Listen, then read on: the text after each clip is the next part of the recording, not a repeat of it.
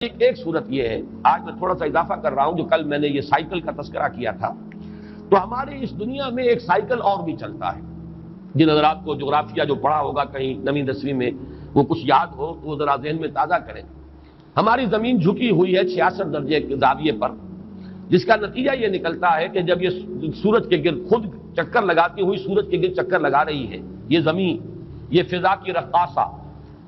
کے مانند ہے، یہ زمین، یہ فضا کی رقاصہ آدم نو کے انتظار میں ہے۔ احمد ندیم قاسمی نے کبھی کوئی غزل کہی تھی، شعر بڑا پیارا ہے یہ زمین، یہ فضا کی رقاصہ آدم نو کے انتظار میں ہے، کوئی نیا آدم آئے۔ یہ آدم تو بڑا بوسیدہ ہو گیا، فرسودہ ہو گیا، بہت پستیوں میں گر گیا، اب تو کوئی اور آدم چاہیے جو ذرا بلند ہمت آدم ہو، ایک ایسا انسان آئے دنیا میں جس کے اندر عظیمت ہو، پختگی ہو۔ پھر وہ ایک شعر کے حوالے سے عرض کر رہا ہوں۔ تو سورج جو ہے وہ کبھی آپ کو معلوم ہے کہ وہ جاتا ہے خط سرطان تک، پھر وہ نیچے اترتا ہے، پھر خط استوا کو کراس کرتے ہوئے پھر جاتا ہے خط جدی تک، پھر وہ ابھرنا شروع کرتا ہے، پھر وہ ایکویٹر کو، خط استوا کو کراس کرتا ہے۔ ایک سال میں ایک سائیکل پورا ہوتا ہے، گویا کہ ایک مرتبہ وہ شمال میں جاتا ہے خط استوا سے اور خط سرطان تک پہنچ گیا، پھر اس کی وہ جنوب کی طرف ڈائریکشن شروع ہوتی ہے، اور پھر وہ ایکویٹر کو کراس کرتا ہوا وہ خط جدی تک پہنچ جاتا ہے، پھر وہاں سے کھڑا ہوتا ہے، پھر وہ اوپر جاتا ہے۔ تو یہ سائیکلز جو ہیں، جو میں نے کہا انسان کے اپنے اندر بھی اس کی باطنی کیفیات، اس کی نفسیات میں بھی یہ سائیکلز آتے ہیں۔ البتہ ڈگریز کا فرق ہے، جو کم حساس قسم کے لوگ ہیں،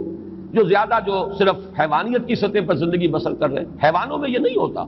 لیکن یہ کہ انسانوں میں جو حیوانیت کے قریب ہوں گے بے حس قسم کے لوگ، ان میں یہ جو اپ اینڈ ڈاؤن ہے یہ بہت کم ہوگا، نہ ہونے کے برابر۔ جو زیادہ حساس ہے ان میں اس کا ایمپلیٹیوڈ جو ہے بڑھ جائے گا، اونچائی بھی اور نیچائی بھی، لیکن ایک حد تک رہے تو انسان نارمل ہے۔ اس کے لیے در حقیقت یہ تشبیہ ذہن میں آئی تھی کہ سورج اگر خط سرطان سے اوپر چلا جائے اور اگر وہاں سے بھی ورٹیکل جو شعاعیں ہیں وہ پڑنے لگے قطب شمالی کی طرف،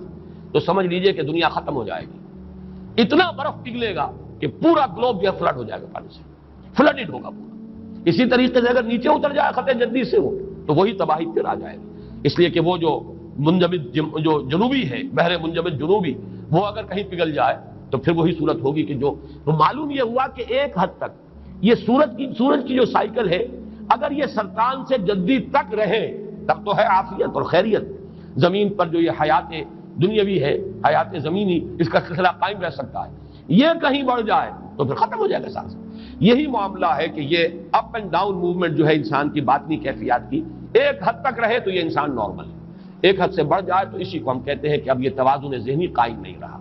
اسی کو جیسا میں نے کل عرض کیا تھا، مینیک اور ڈپریسو سائیکوسس کہا جاتا ہے۔ کبھی ایکسائٹیشن ہے، پھر اس میں ایک طرح سے فوکس ہو جاتا ہے کسی بات کا، آدمی کو دھن سوار ہو جاتی ہے، بس اسی میں وہ لگ جاتا ہے، اور پوری قوتیں، حرکت، محنت، بھاگ دوڑ، معلوم ہوتا ہے جیسے کہ اس کے جسم میں کبھی کوئی عارضہ تھا ہی نہیں۔ جب ڈپریشن میں آتا ہے تو معلوم ہوتا ہے جان ہی نہیں ہے، اس کے اندر ہمت ہی نہیں۔